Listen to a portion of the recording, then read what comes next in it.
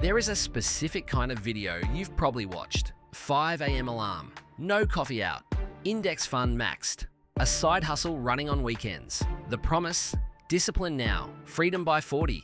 Almost everyone in the comments started before 2015. So here is the question almost nobody in that comment section is asking. Why does the exact same formula only work for the people who started before the price went up? The answer is documented. In government reports almost nobody reads. And it explains why the math might already be broken before anyone opens a savings account. Here is what we found. Thousands of Australians have followed this formula. Wake early, cut spending, automate the investing. A measurable number of them did retire early.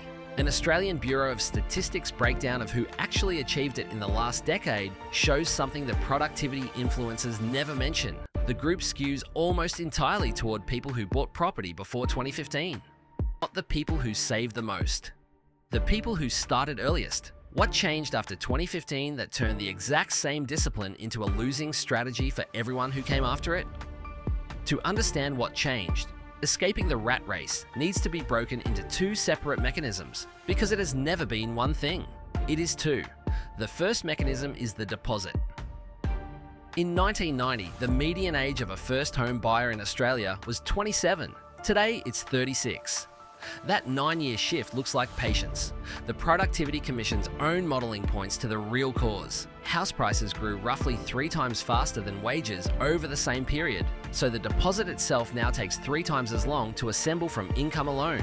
In 1990, the median first home buyer in Australia was 27 years old. Today, it's 36. That 9-year shift gets sold as patience. People being more careful with money. The real cause, according to the Productivity Commission's own modelling, is that house prices grew 3 times faster than wages over the same period. So the deposit itself takes 3 times as long to save from income alone, which means those 9 extra years aren't about discipline at all.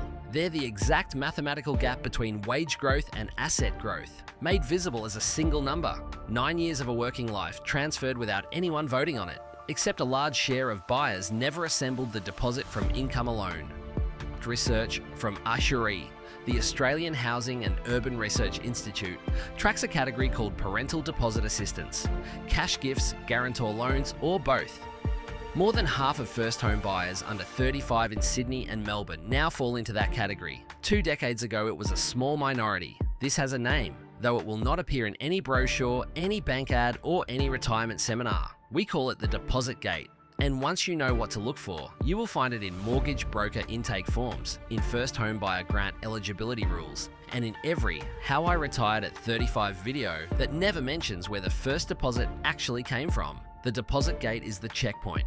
Clearing it is what determines who gets to step onto the second mechanism, the one that does the actual work. That second mechanism is leverage. A person who saves income and invests it at realistic Australian savings rates and long-run market returns reaches financial independence through compounding a loan in roughly 28 to 35 years from their 20s.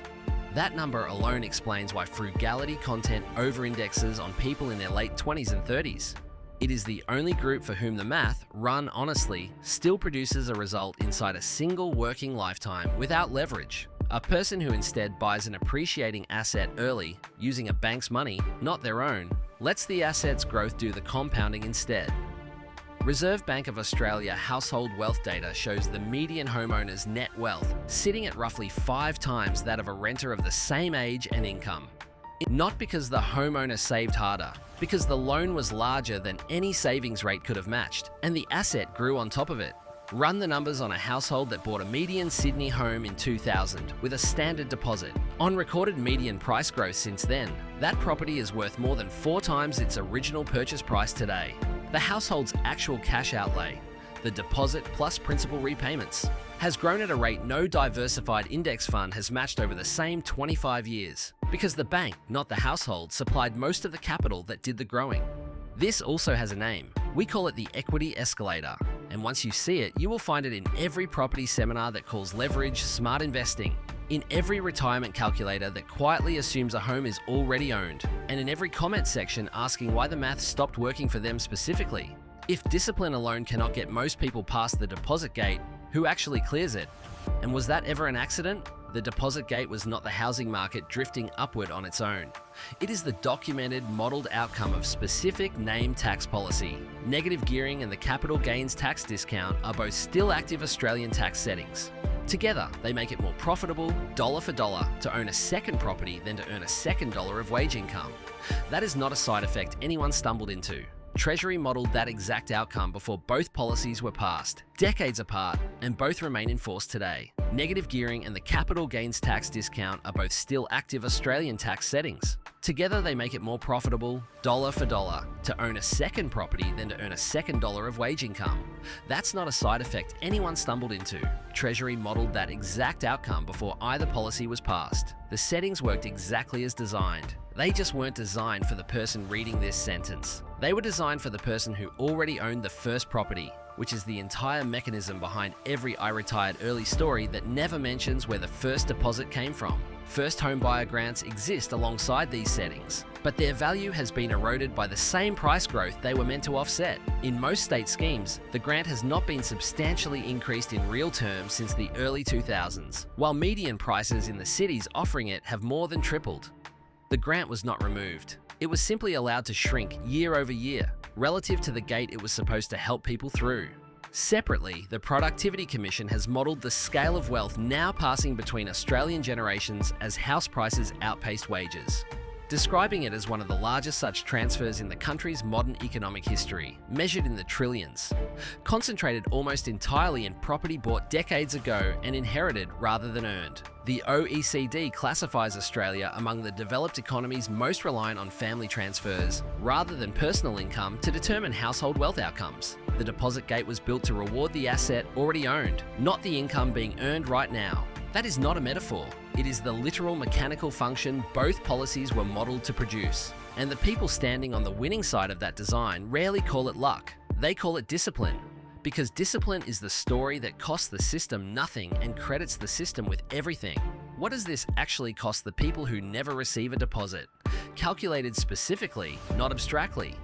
If the math you just watched feels uncomfortably familiar, that discomfort is the correct response. And it's worth sitting with because what comes next puts an exact number on it. Here is what it costs specifically. Renters in Australia's major cities now spend, on average, more than 30% of gross income on rent. The threshold the Australian Institute of Health and Welfare classifies as rental stress. Every dollar paid at that threshold is a dollar that cannot simultaneously sit on the equity escalator, compounding. Here's a number nobody mentions in the I Escaped the Rat Race video. More than half of Australians under 35 who bought their first home didn't save the deposit themselves. Their parents wrote a check. Meanwhile, a renter paying the standard 30% rental stress threshold on median income isn't failing to save. They're paying off someone else's leveraged asset at full price while accumulating zero equity of their own.